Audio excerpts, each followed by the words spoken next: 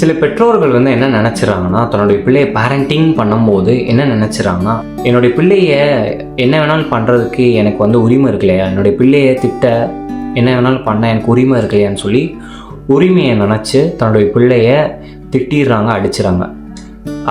ஏங்க இப்படி உங்கள் பிள்ளை இப்படி அடிச்சிங்கன்னு கேட்டால் அவங்க என்ன சொல்லுவாங்கன்னா, நான் என் பிள்ளை மேலே அன்பாக இருக்கேன் இல்லையா, அதனால தான் என்னுடைய பிள்ளையே அடிச்சேன்னு சொல்லுவாங்க.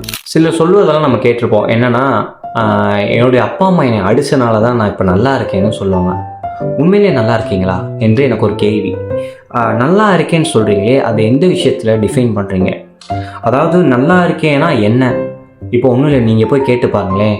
என்னங்க நல்லா இருக்கேன்னா என்னன்னு போய் கேட்டு பாருங்களேன். கொஞ்சம் ஸ்ட்ரெஸ் பண்ணி கேட்டிங்கன்னா அவங்க என்ன சொல்லுவாங்கன்னா, எனக்கு ஒரு நல்ல ஜாபு கிடச்சிருக்கலையா, எனக்கு ஒரு நல்ல வேலை கிடச்சிருக்கலையா என்று, எனக்கு ஒரு நல்ல வேலை கிடச்சிருக்கு, எனக்கு ஒரு நல்ல நான் ஒரு நல்ல வேலைக்கு போயிருக்கேன், நான் ஒரு நல்ல ஜாபுக்கு போயிருக்கேன்னு சொல்லி அதை வச்சு நான் நல்லா இருக்கேன் என்பதை டிஃபைன் பண்ணுவாங்க.